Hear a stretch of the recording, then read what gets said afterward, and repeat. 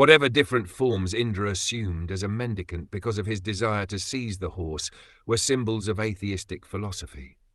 According to Vedic civilization, sannyasa is one of the essential items in the program of the Varna Ashrama institution. One should accept sannyasa according to the parampara system of the acharyas. At the present moment, however, many so-called sannyasis or mendicants have no understanding of God consciousness. Such sannyasa was introduced by Indra because of his jealousy of Maharaj Prithu, and what he introduced is again appearing in the age of Kali.